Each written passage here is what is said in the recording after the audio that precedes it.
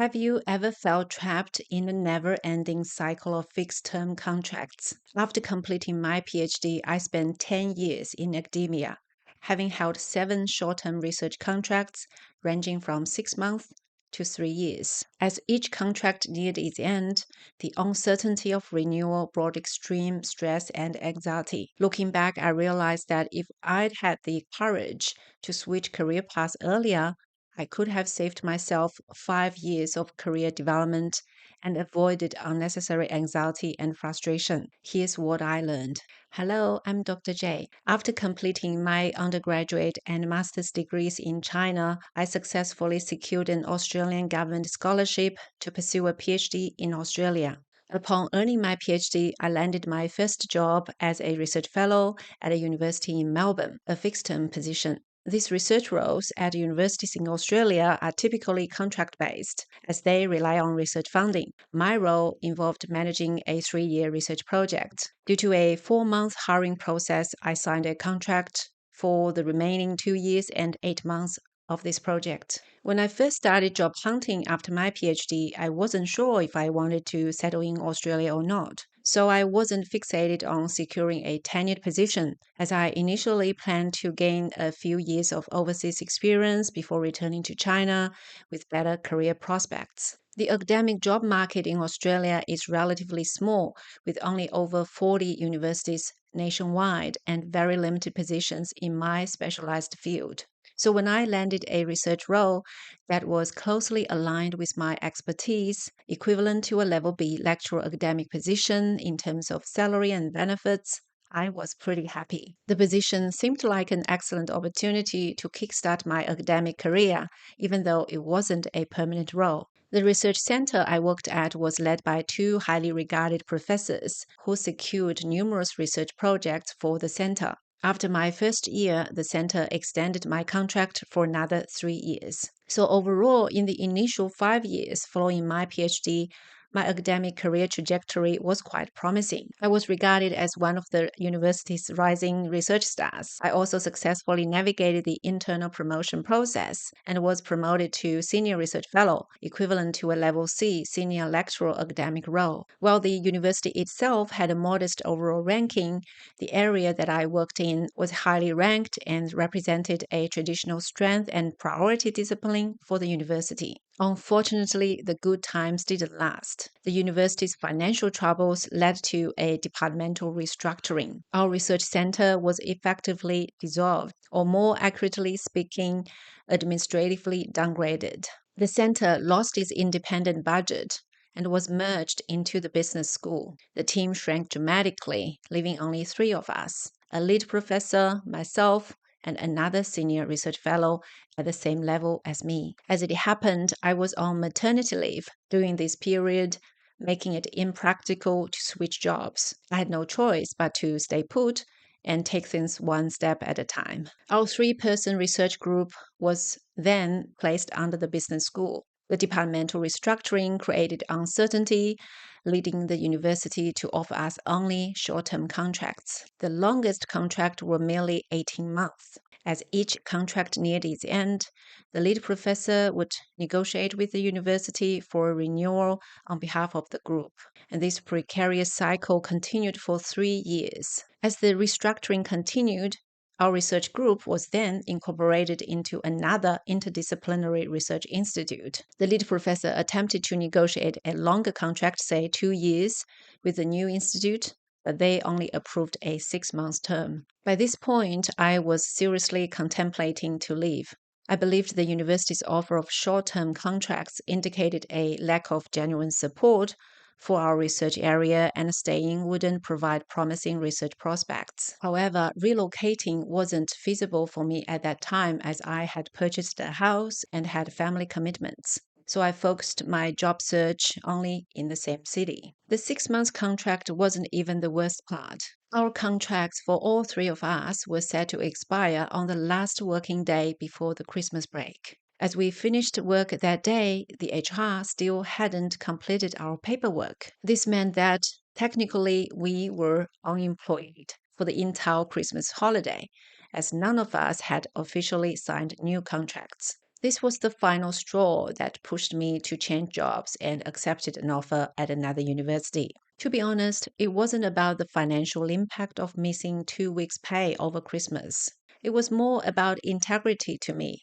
I simply couldn't accept the university's attitude, which to me seemed dismissive and arrogant. While my 2 other colleagues decided to stay, I chose to leave.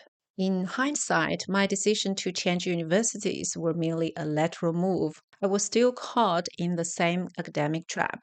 I hadn't really broken free. It wasn't until 2 years later that I finally made up my mind to leave academia altogether. In summary, during the decade following my PhD, I held 7 short-term research contracts, ranging from 6 months to 3 years. As each contract neared its end, the uncertainty of renewal and the anxiety it caused were extremely difficult to deal with. Now I hold a permanent position in the government sector with a high level of job security. This change has significantly improved my work-life balance and overall well-being and happiness. I came across recently a blog post written by an ex-academic reflecting on the myth of academia. It really struck a chord with me, mirroring my thoughts when I decided to change careers. The author highlighted a common misconception that an academic job is the holy grail. This belief suggests that one should be grateful for any opportunity to work in academia, regardless of poor working conditions or personal sacrifices. However, the reality is that academic positions aren't always worth accepting unconditionally. I have friends who endured a series of 6-month contracts, persevered, and eventually secured tenured positions.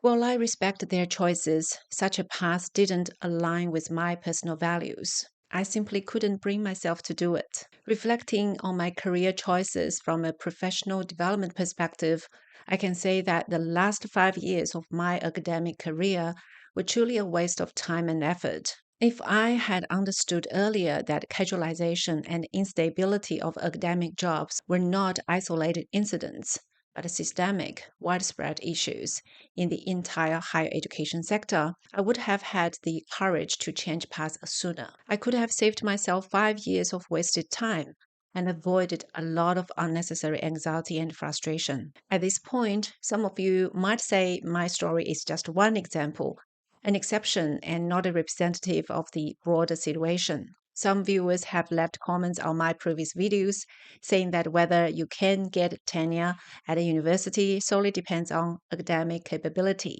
I want to say that while academic capability is indeed a key factor, unfortunately, it's not the only one. Personally, I don't think my academic capability was exceptional. I was just an ordinary researcher. However, if I had been willing to make certain compromises, like relocating my Intel family to another city or even another country, getting tenure wouldn't have been this difficult. So ultimately, I think it comes down to personal choice and what kinds of trade-offs you are willing to make between different values and priorities. Many people have heard about the intense competition within academia. You can easily find videos online discussing the difficult survival situations of junior academics. Many creators have also talked about the up or out system in academia. Based on my personal experience and understanding, while up or out is indeed highly competitive and brutal, the more cruel reality of academia is casualization, the temporary nature of academic jobs, and the severe scarcity of tenured positions. For example, in Australia, non-permanent positions, including casual and fixed-term roles, account for 66% of the higher education workforce. I'm not sure about other markets, but in the Australian market, tenured positions are very limited. There are only over 40 universities in Australia, as I mentioned earlier, and in one single city, you can count the number of universities on one hand.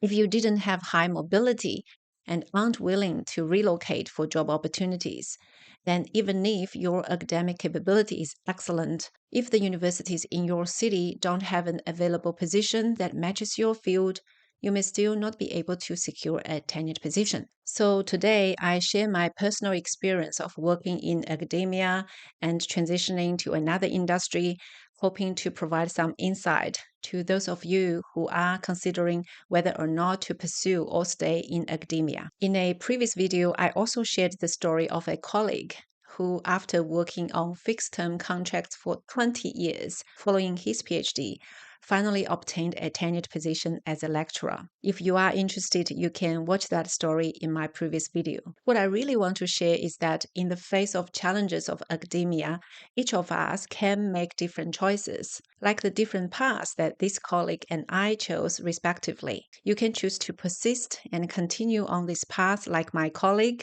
or you can choose to leave and explore other routes and possibilities like me. So, what was the most challenging part of your academic journey, and how did you overcome it? I'd love you to share with me in the comments below. Thanks for watching and see you next time. Bye.